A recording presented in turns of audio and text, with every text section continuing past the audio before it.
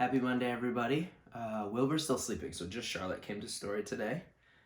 And today would be day 21 of the chicks. They would have hatched today. But I think we might get some real chicks at Kellen's house, and maybe we'll do a circle time from there this week. Last week, we saw Charlotte's trick on the Zuckerman start to work. Mr. Zuckerman is going to enter Wilbur in the county fair. So let's find out what happens with these last couple chapters. Chapter 15, The Crickets. The crickets sang in the grasses. They sang the song of summer's ending, a sad, monotonous song. Summer is over and gone, they sang, over and gone, over and gone. Summer is dying, dying. The crickets felt it was their duty to warn everybody that summertime cannot last forever. Even on the most beautiful days in the whole year, the days when the summer is changing into fall, the crickets spread the rumor of sadness and change. Everybody heard the song of the crickets. Avery and Fern Arable heard as they walked the dusty road. They knew that school would soon begin. The young geese heard it, and they knew that they would never be little goslings again. Charlotte heard it and knew that she hadn't much time left. Mrs. Zuckerman, at work in the kitchen, heard the crickets, and a sadness came over her too. Another summer gone, she sighed. Lurvy, at work, building a crate for Wilbur, heard the song and knew it was time to dig the potatoes. Summer is over and gone, repeated the crickets. How many nights till frost, sang the crickets. Goodbye, summer, goodbye, goodbye. The sheep heard the crickets, and they felt so uneasy that they broke a hole in the pasture fence and wandered into the field across the road. The gander discovered the hole and let his family through, and they walked to the orchard and ate apples that were lying on the ground. A little maple tree in the swamp heard the cricket's song and turned bright red with anxiety. Wilbur was now the center of attraction on the farm. Good food and regular hours were showing results. Wilbur was a pig many men would be proud of. One day, more than 100 people came to stand in his yard and admire him. Charlotte had written the word radiant, and Wilbur really looked radiant as he stood in golden sunlight. Ever since the spider had befriended him, he had done his best to live up to her reputation. When Charlotte's word said some pig, Wilbur tried hard to look like some pig. When Charlotte's word said terrific, Wilbur tried hard to look terrific. And now that the web said radiant, he did everything possible to make himself glow. It's not easy to look radiant, but Wilbur threw himself into it with a will.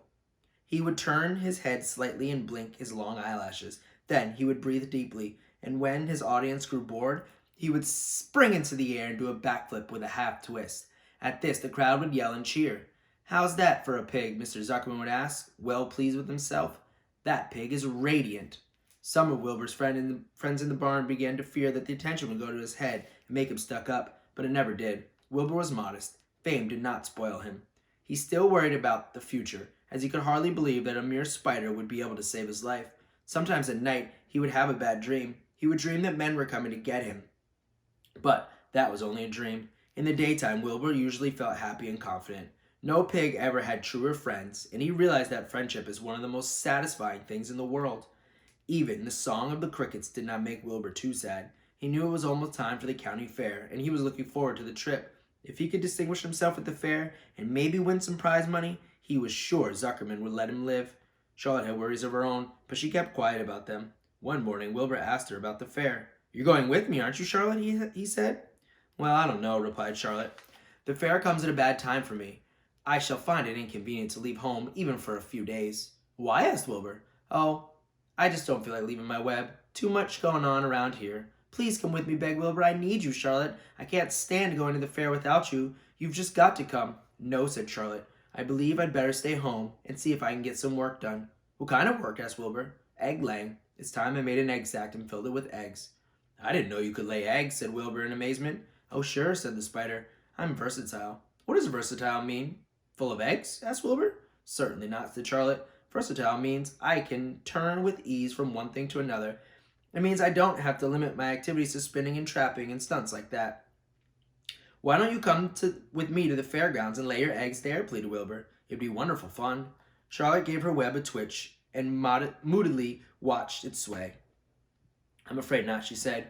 You don't know the first thing about egg laying, Wilbur. I can't arrange my family duties to suit the management of the county fair. When I get ready to lay eggs, I have to lay eggs, fair or no fair. However, I don't want you to worry about it. You might lose weight. We'll leave it that way. I'll come to the fair if I possibly can. Oh, good, said Wilbur. I knew you wouldn't forsake me when I needed you most. All day, Wilbur stayed inside, taking life easy in the straw. Charlotte rested and ate a grasshopper. She knew that she couldn't help Wilbur much longer. In a few days, she would have to drop everything and build a beautiful little sack that would hold her eggs. Chapter 16. Off to the fair.